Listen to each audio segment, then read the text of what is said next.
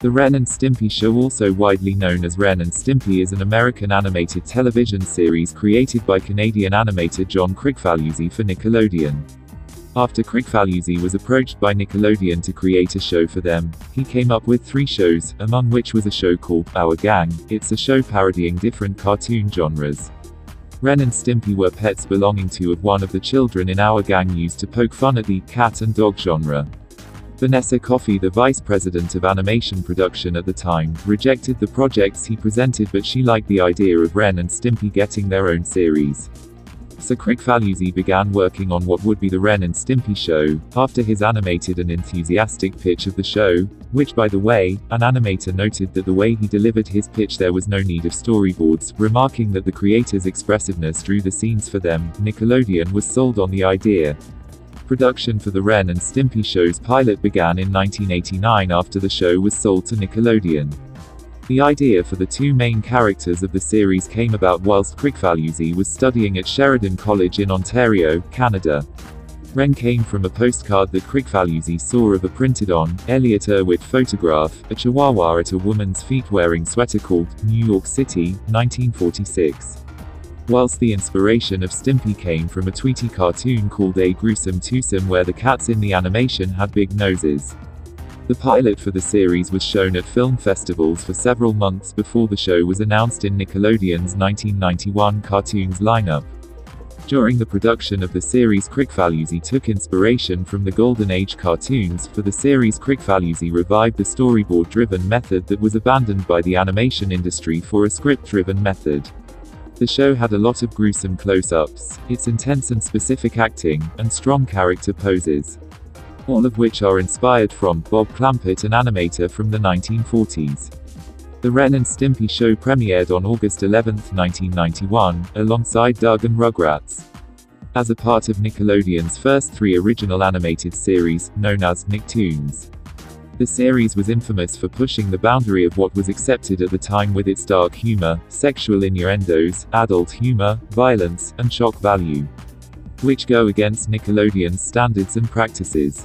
After the show got a new executive of the program, they wanted to alter or discard some of the Ren and Stimpy episodes, but it was to no avail because of the deal that Kricfalusi made with the previous executive, being that he would have some really crazy episodes in exchange for some heartwarming episodes. Kricfalusi and Nickelodeon kept on butting heads to the point that the only time they communicate was through his lawyer.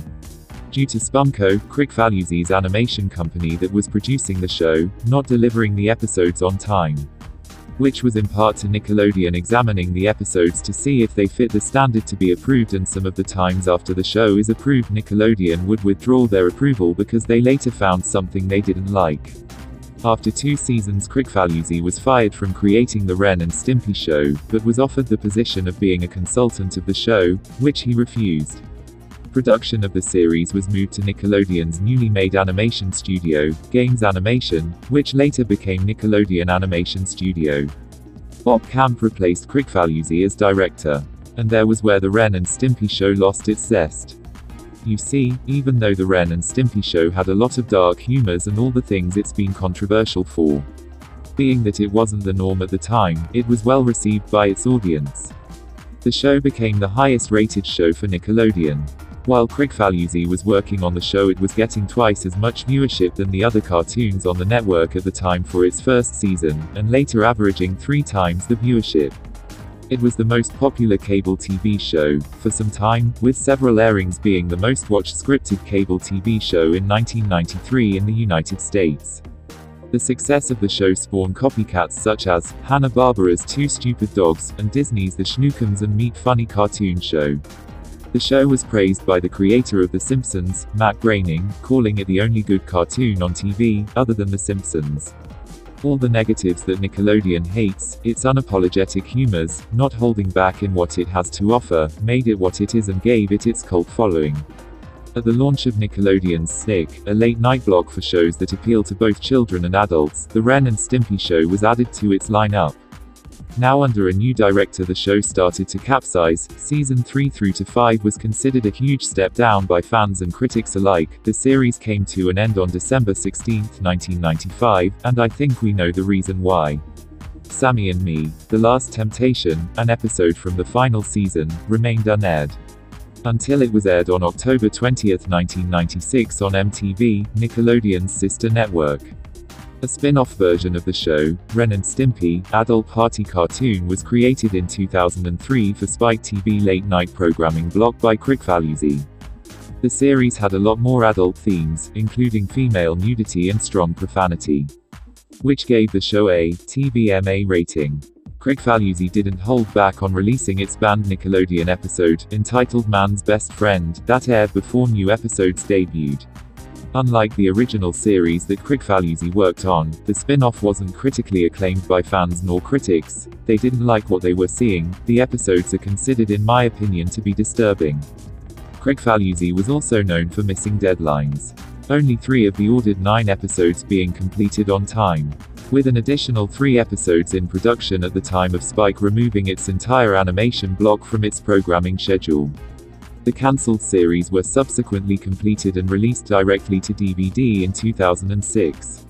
In an April 2016 panel discussion, Bob Camp and William Ray stated that Kricfalusi was developing a Ren and Stimpy short that would screen along with the third SpongeBob SquarePants film.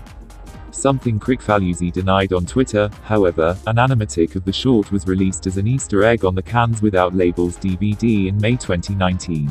It was reported, along with Daria and Beavis and Butt-Head, that a reboot of Ren and Stimpy was greenlit by Comedy Central on August 5, 2020.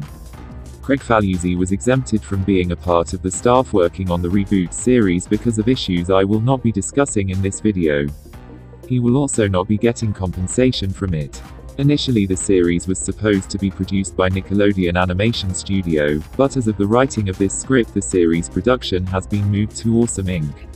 It was rumored that the rebooted series have been cancelled, but Billy West, the voice actor of Stimpy, assured fans that the show wasn't cancelled. Production of the show has been delayed due to the COVID-19 pandemic in the United States.